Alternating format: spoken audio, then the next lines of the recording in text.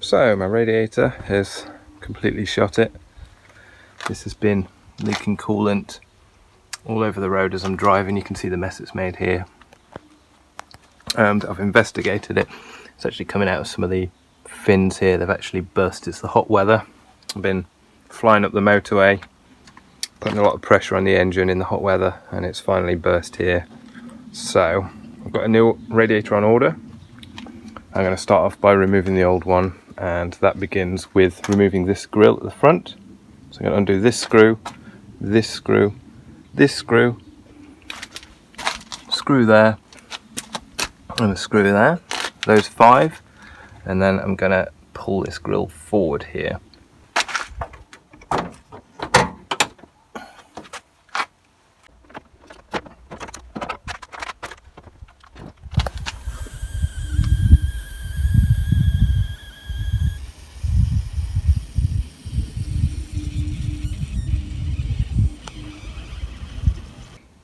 Next we're going to undo these 2 bolts, this one here on the cross member, and then we can pull the whole radiator forward into the service position.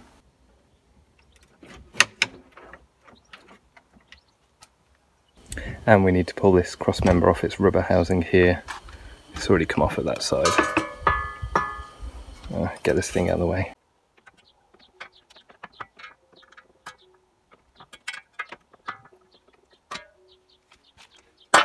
So the radiator itself essentially is this middle section here.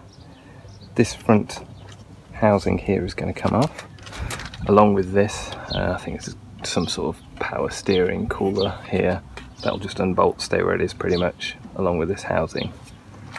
And then behind it you've got the fan shroud here. That'll also come off, so we're just looking to remove this middle section. It's quite hard to see because of the light here, but it includes the plastic down the side here. And you've got the coolant pipe going in there and at the top as well. I'm going to remove the bottom one first, drain out the coolant, make sure I catch it in that down there.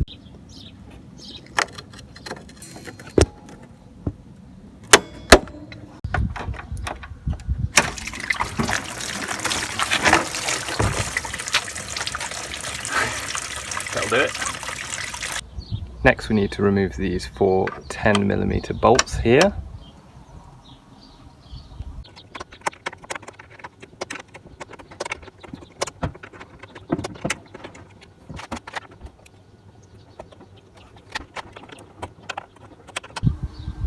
Now we need to remove the fan shroud. So if you look behind here, it's these 2 10mm nuts just here. That's the one just there. One there and one below there. So I've repositioned this sort of slanting back like that, and I've found there are actually 2 more nuts down here. We can see one of them here. So we need to undo that one and the one down here as well. And we should be able to take the fans off. I think it just should come away. It's not bolted in this side, it's just sort of clipped in. You can see these clips here.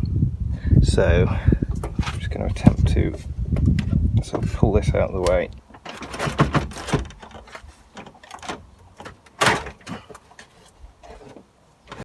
What I'm going to do with these fans now is just get them out of the way.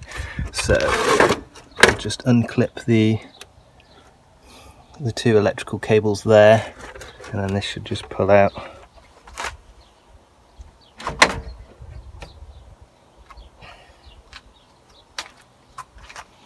So I've just had to unplug this from here on the radiator. I don't even know what it is. I'm guessing it's a coolant temperature sensor or something like that.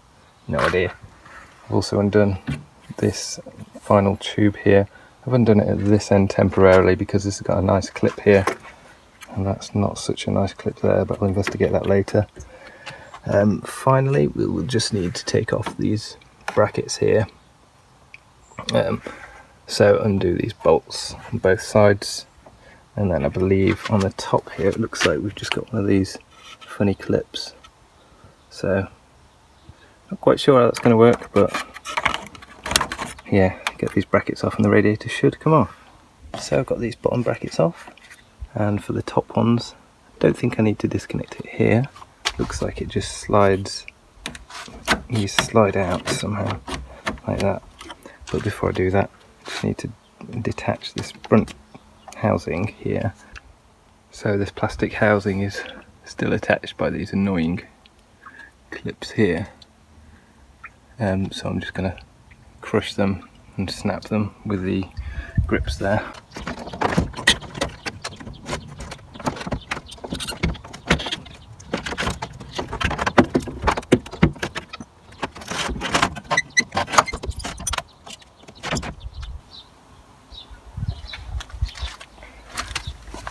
You can see all the damage around here. Right, so new radiator's arrived. I've just got to transfer a couple of parts. This will need unscrewing, putting in there, and then these brackets, it looks like they come off here and they'll just slot onto the ends of these. So I'm just going to move all those parts onto the new radiator. So now I've moved across the 4 brackets on the corners and these rubber things at the top and that little electrical sensor there.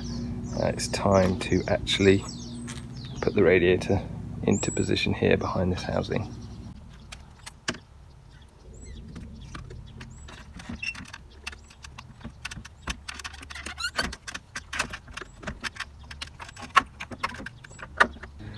So now I've reattached these brackets, top and bottom, both sides. I am going to go ahead and rebolt in this front housing here.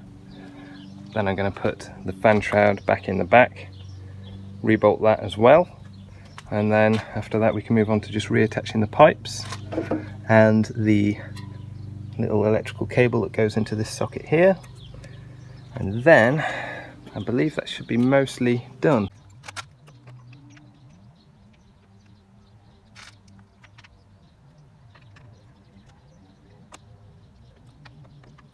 So before I refit the fans here, I'm just filling this up with water, and I'm just going to run the engine a bit, check for any leaks, all that, and then I can drain it out. It'll also clean the system out a bit, and then finally I can add the coolant to the end.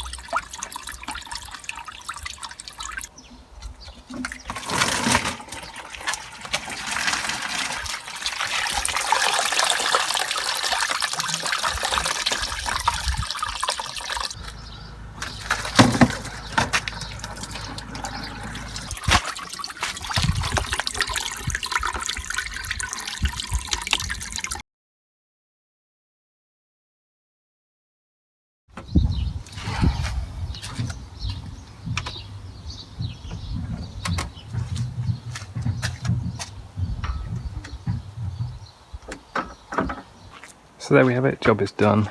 I've spent a good 3 or 4 hours on this, but I spent a lot of time flushing out the system there, so hopefully my coolant stays nice and blue instead of having lots of rusty crap in it.